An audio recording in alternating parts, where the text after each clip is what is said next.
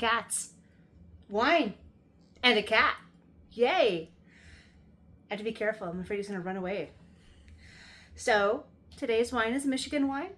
It's from Sit and Stay Winery in Kalamazoo. I actually don't have a lot of information on them. We were there about 3 weeks ago. They have a really nice small tasting room.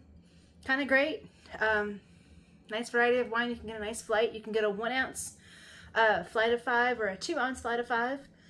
There's like a $2 or $3 difference between the two flights, so I recommend doing the 2 ounce if you're fun. This is their seasonal chocolate and strawberry. Yes, it's already opened. Yes, I know what it tastes like. It's great. We're gonna talk about it anyway. It's their seasonal Sit and Stay chocolate strawberry wine. It smells like strawberries. Smells very fruity. You want to smell? No? Okay. Tyrion does not want to smell. I have offended him with my wine.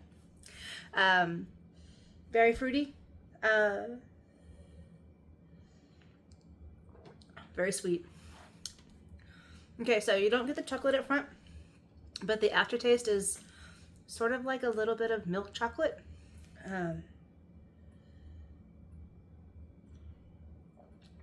It definitely tastes like a chocolate covered strawberry. They named it perfectly. They flavored it perfectly. It's great. I did like a lot of their reds. I have many bottles. I love them.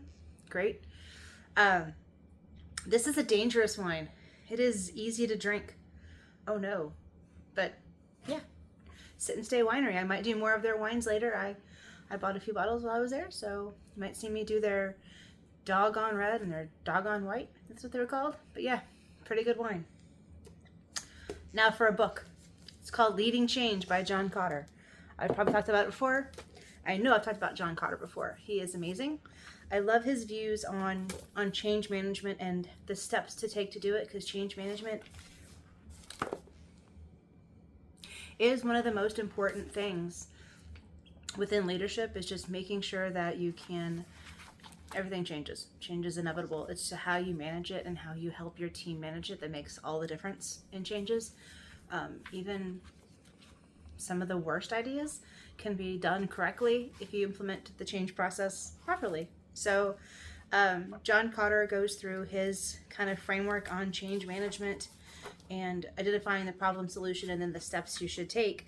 And he has an 8-step process, and it's, you know, the sense of urgency, which is why we're doing this, why this needs to happen, creating your guiding coalition, which is your people who are going to lead this change process through, identifying a lot of change management influencers within your group to help really drive it, developing your vision and strategy, communicating that change vision to your team, because though they know what they're doing, why they're doing it, and how it's going to benefit them. Communicating, empowering employees for action. You don't want to just leave them to it and hope they, you know, figure it out. You want to help them, guide them towards the vision, empower them to take action, empower them to speak up when there's changes. Short-term wins. I love short-term wins because that's what really sells your change. You know, you can ease someone's pain point, even if it's a little minor one, that really gives them some buy-in to what you're doing and how they can make it better.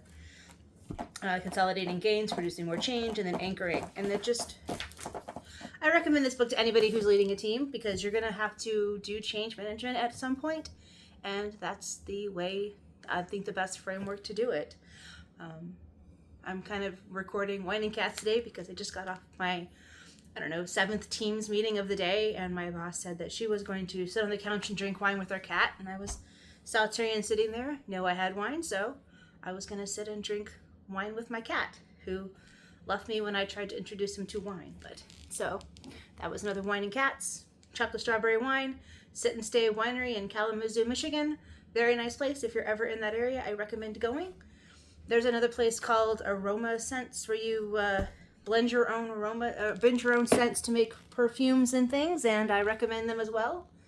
So yeah, Wine and Cats with Tyrion. I was home for 6 weeks. This was my first full week working, and I had to drive to Pennsylvania, so I was gone for 2 nights, 3 full days after being home for 6 weeks. So it was a little bit of a separation anxiety for poor Tyrion and for myself, but now I was home today working, and he would bring me the ball occasionally. So if you saw me duck down in a Teams meeting today, it's because I was picking up the ball and throwing it for Tyrion. So expect more Wine and Cats coming to you soon. Bye.